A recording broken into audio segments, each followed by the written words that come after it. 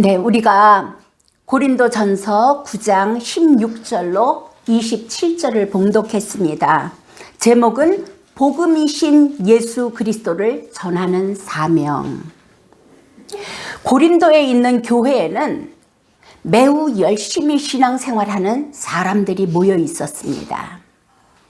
지혜와 열심과 또 은사도 풍부하였고, 사람들은 매일 교회에 모이면서 모일 때마다 성찬이 있고 예배가 있고 교제가 있었습니다. 그러나 교회가 활발한 만큼 많이 시끄럽기도 했습니다. 자기의 은사가 더 대단한 것처럼 비교하며 자랑하는 사람들도 있었고, 교회 안에 음란과 소송 시비도 있었고, 우상 신전에서 나온 재물을 먹는 것에 대한 시시비비도 있었고, 심지어는 나는 아볼로에게 속했다, 나는 바울에게 속했다, 나는 사람에게 속하지 않고 그리스도에게 속했다는 사람들의 파벌 싸움도 있었습니다. 사도 바울께서 고린도 교회에 2번의 편지를 쓰게 되는데, 이것이 고린도 전후서입니다. 고린도전서 1장 17절에 사도 바울께서 이렇게 권면하십니다. 그리스도께서 나를 보내심은 세례를 베풀게 하려 하심이 아니요 오직 복음을 전하게 하려 하심이로되, 말의 지혜로 아니함은 그리스도의 십자가가 헛되지 않게 하려 하심이라. 모든 것 차치하고 그리스도가 왜 나를 보내셨냐면 예수 그리스도를 증거하고 십자가를 증거하는 자로 보내셨다는 것이죠. 고린도전서 2장 1절에도 이렇게 말씀하십니다. 형제들아, 내가 너희에게 나아가 하나님의 증거를 전할 때 말과 지혜의 아름다운 것으로 아니하나니, 내가 너희 중에서 예수 그리스도와 그가 십자가에 못 박힌 것 외에는 아무것도 알지 아니하기로 작정하였습니다. 정말 교회 안에 여러 가지 다 좋아요. 은사도 좋고요, 섬김도 좋고요, 봉사도 좋고요, 선교도 좋고 금식도 좋고, 그런데 이 핵심이신 예수 그리스도와 그가 십자가에 못 박히신 것을 놓치게 되면 전부 놓친 것입니다. 그래서 사도 바울은 말씀하시는 거예요. 너희 중에서 예수 그리스도와 그가 십자가에 못 박히신 것 외에는 아무것도 알지 아니하기로 작정하였노라. 고린도전서 4장 1절에는 이렇게 말씀하십니다. 사람이 마땅히 우리를 그리스도의 일꾼이요 하나님의 비밀을 맡은 자로 여길지어다. 그리고 맡은 자에게 구할 것은 충성이니라. 그리스도의 일꾼으로 우리가 섰다는 것이에요. 많은 사람들이 교회에서 봉사하는 것이 그리스도의 일꾼이라고 생각합니다. 여러 가지 영적 생활을 하는 것이 그리스도 일꾼의 삶이라고 생각을 합니다. 네, 그것도 다 좋아요. 그런데 그 다음에 나오죠. 하나님의 비밀을 맡은 자로 여길지어다. 그리스도의 일꾼은 하나님의 비밀이신 예수 그리스도 전파 사명을 맡은 자라는 거죠. 그렇다면 여러분들 예수 그리스도에 대해서 정확히 알아야 되지 않습니까? 교회에 오래 다녔기 때문에, 신앙생활을 많이 했기 때문에, 많이 들었기 때문에 아는 것이 아니라 정확하게 예수 그리스도에 대해서 알아야 되지 않겠습니까? 과거 구약에서 아담과 하와가 하나님께서 명령하신 선악과에 대해서 정확하게 분명하게 알지 못했을 때 사단에게 속았어요. 그래서 신약에서 예수 그리스도를 보내주시지 않습니까? 다른 방법은 없어요. 예수 그리스도에 대해서 정확히 분명하게 확실하게 알지 못하잖아요. 우리는 다시 사단의 미혹을 받을 수밖에 없는 거예요. 지금 세상은 얼마나 믿는 자들을 미혹하는지 몰라요. 그럴듯한 종교 행위로, 율법으로, 율법도 아름다워요. 인격으로, 열심으로. 그러면서 정말 사도 바울이 강조하시는 예수 그리스도를 놓치게 하는 게 사단의 방법이에요. 자, 이제 사도 바울께서 오늘의 말씀에서 이렇게 강조하십니다. 우리 고린도전서 9장 16절을 볼게요. 내가 복음을 전할지라도 자랑할 것이 없으면 내가 부득불 할 일임이라. 만일 복음을 전하지 아니하면 내게 화가 있을 것이로다. 사도 바울이 여러분들의 인격 변화를 이야기하지 않아요. 영성 훈련을 이야기하지 않아요. 경건 훈련을 이야기하지 않아요. 여러분의 열심을 이야기하지 않아요. 복음을 전할지라도 자랑할 것이 없으면 부득불 내가 할 일은 복음을 전하는 것이다. 만약에 복음을 전하지 않으면, 복음이신 예수 그리스도를 전하지 않으면 복음 외에, 예수 그리스도 외에 다른 것을 전할 때에 화가 있을 것이로다. 복음에 대해서 로마서 1장에 아주 자세하게 풀어놓았습니다. 이 복음이 무엇인가 한번 로마서 1장 1절을 볼게요. 예수 그리스도의 종 바울은 사도로 부르심을 받아 하나님의 복음을 위하여 택정함을 입었으니. 여러분 모두가 복음을 위하여 하나님께 택정함을 입었기를 바랍니다. 이 복음은 하나님이 선지자들을 통하여 그의 아들에 관하여 성경에 미리 약속하신 것이다. 복음은 무엇이라고요? 하나님의 아들에 관하여 미리 약속하신 것이다. 3절에 그의 아들에 관하여 말하면 육신으로는 다윗의 혈통에서 나셨고 성결의 영으로는 죽은 자들 가운데서 부활하사 능력으로 하나님의 아들로 선포되셨으니 곧 우리 주 예수 그리스도시라. 정확하게 나와 있죠. 복음이 뭐라고요? 예수 그리스도라. 그로 말미암아 우리가 은혜와 사도의 직분을 받아 그의 이름을 위하여 모든 이방인 중에서 믿어 순종하게 하나니 너희도 그들 중에서 예수 그리스도의 것으로 부르심을 받은 것이니라. 아멘. 여러분들 거듭났을 때 하나님께서 바로 데려가지 않으시고 우리를 이 땅에 남겨놓으셨어요. 왜요? 복음을 위하여.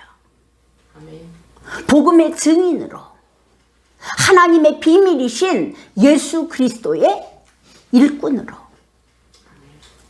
자, 고린도전서 9장 17절 계속 읽을게요. 내가 내 자의로 이것을 행하면, 내가 내 자의로 복음을 전하면 상을 얻으려니와. 내 자의로 내 복음을 전하겠습니다 하고 사람들에게 예수의 십자가와 죽으심과 그리고 부활하심을 증거하면 내게 상이 있으려니와. 내가 자의로 아니한다 할지라도, 내가 아무리 싫다고 안 하겠습니다, 그 복음 증거자 노릇, 하나님의 일꾼 노릇 안 하겠습니다 할지라도 나는 사명을 받았노라. 우리가 이 사명 받은 거 맞지요? 아멘. 여러분, 세상에서 여러 가지 좋은 것들 굉장히 많습니다.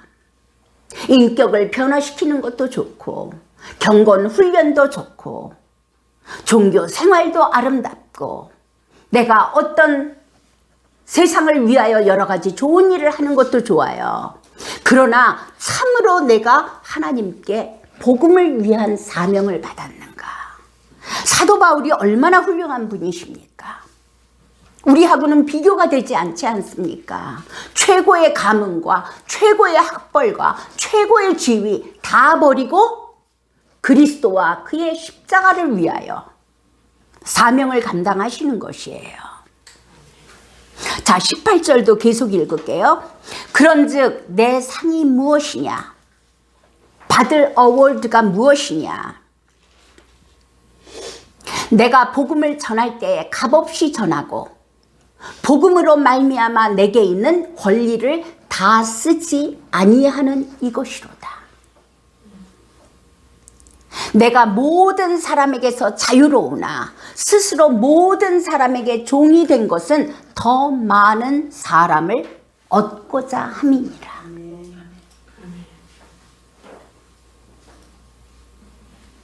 다른 사람들을 얻기 위하여 하나님의 사람으로 그리스도의 사람으로 영원한 생명 주고 하나님 나라 백성 만들기 위하여 그들을 얻기 위하여 내가 자유로운 자이지만 모든 사람에게 종이 되었다는 거예요. 그래서 목사님들이 종이라고 말씀하시는 거예요. 고린도전서 8장 9절을 볼게요. 그런즉 너희의 자유가 믿음이 약한 자들에게 걸려 넘어지게 하는 것이 되지 않도록 조심하라. 우리 그리스도인들에게는 모든 자유가 주어졌어요. 진리를 알지니 너희가 자유하리라. 우리는 그리스도 안에서 참 자유합니다. 예를 들면 술도 한 잔 마실 수 있어요. 그러나 왜 안 마셔요?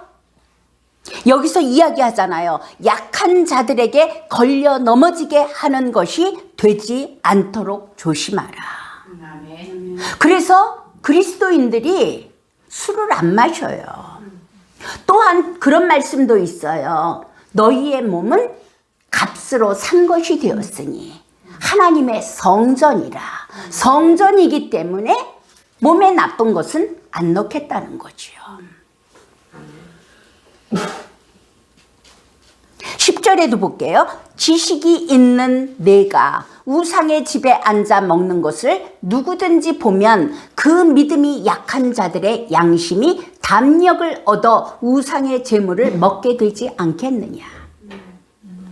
다른 말로 하면 사도 바울이 우상의 재물도 먹을 수 있는 자유가 있다는 거예요. 그런데 만약에 사도 바울이나 우리 믿는 자들이 우상의 집에 앉아서 먹는 것을 보게 되면 믿음이 연약한 자들의 양심이 담력을 얻어서 그들도 우상의 재물을 먹게 될 수 있다는 것이죠. 그러면 내 지식으로 그 믿음이 약한 자가 멸망하나니 나에게는 자유가 있지만 그 내가 누리는 자유가 약한 자가 멸망할 수 있는 이런 계기가 될 수 있다라는 거예요. 그는 그리스도께서 위하여 죽으신 형제라. 12절도 볼게요. 이같이 너희가 형제에게 죄를 지어 그 약한 양심을 상하게 하는 것이, 믿음이 약한 사람의 양심이 상하게 하는 것이 곧 그리스도에게 죄를 짓는 것이니라. 그렇기 때문에 그리스도인들에게 있는 자유를 마음대로 사용하지 않는다는 거예요. 믿음이 연약한 자들을 위하여서. 그러므로 만일 음식이 내 형제를 실족하게 한다면 나는 영원히 고기를 먹지 아니하여 내 형제를 실족하지 않게 하리라. 여러분 쉽게 이해하실 수 있지요? 고린도전서 9장 20절로 갈게요. 본문으로 갈게요.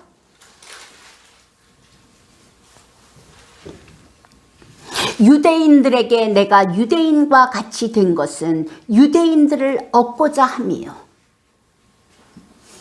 사도 바울은 유대인이에요.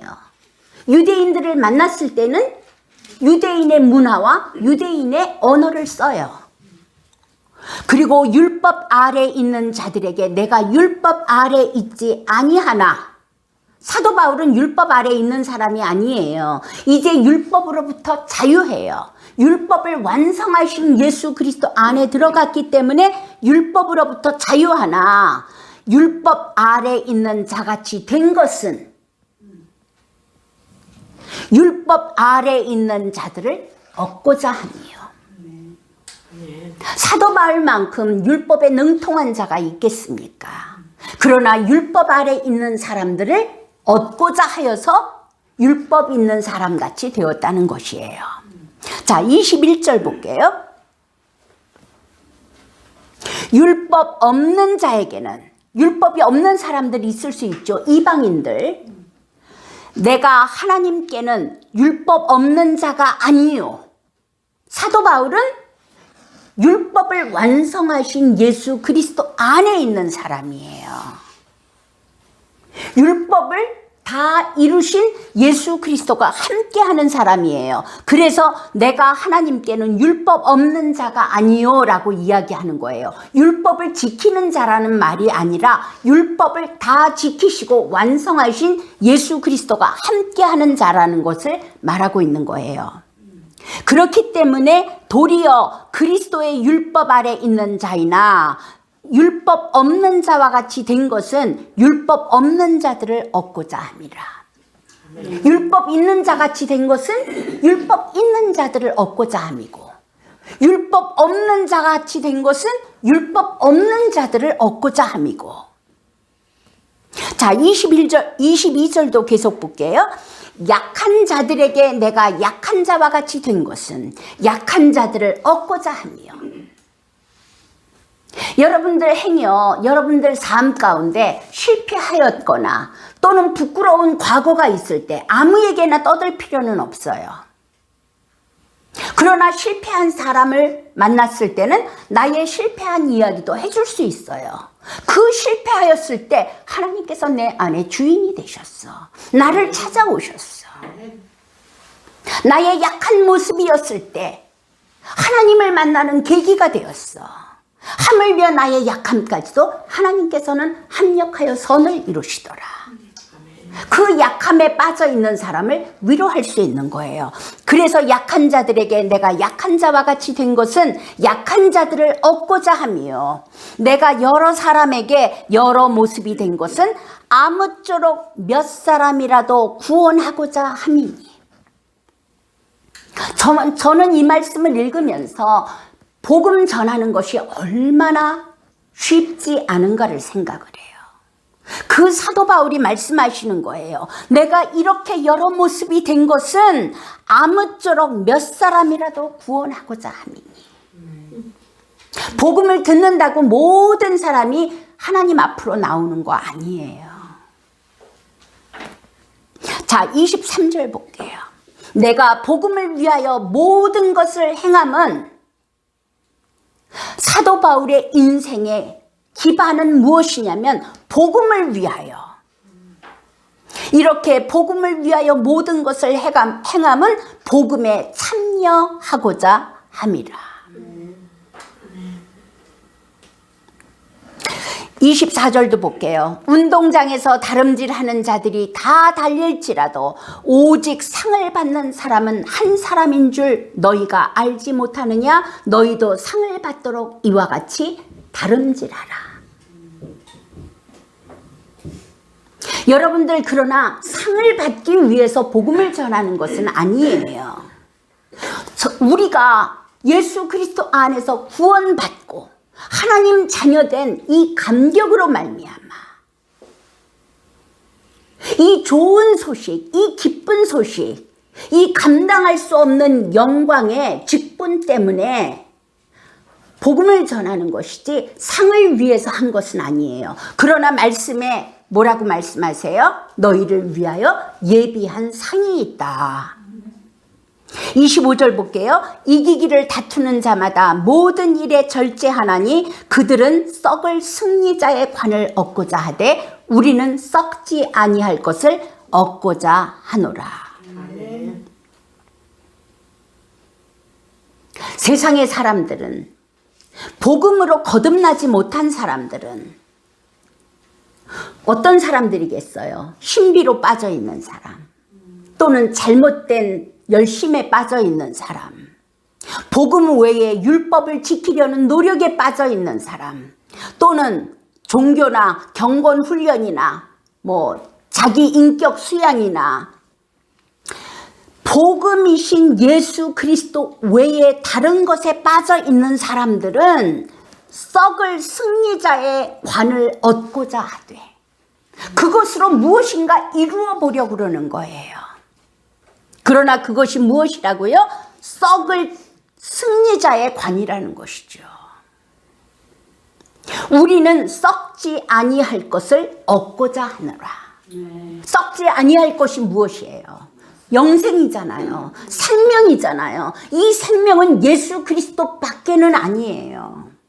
예수 그리스도 밖에서는 이 생명을 얻을 수가 없는 거예요.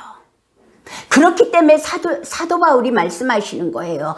예수 그리스도 밖에는 다른 것을 알지 않기로 작정하였노라. 자, 26절도 볼게요.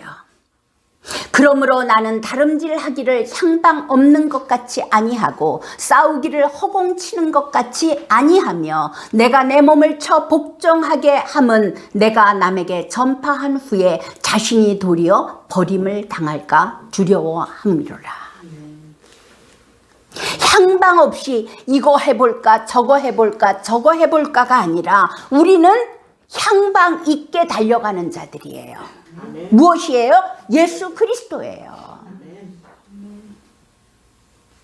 향방 없이 달려가고 싸우기를 허공을 치는 것 같이 아니하고 정확한 목표이신 예수 그리스도 그의 나라를 향하여 달려가는 자들이에요.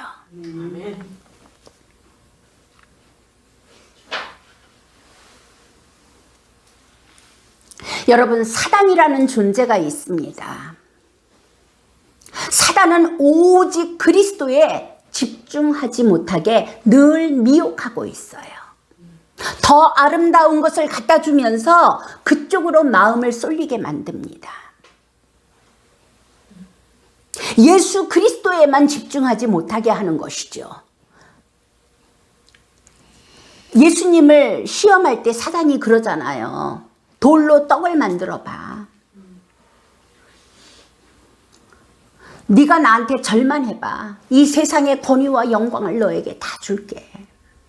높은 데서 뛰어내려봐. 천사가 너를 받들 것이야. 예수 그리스도 이외에 얼마나 아름다운 것들.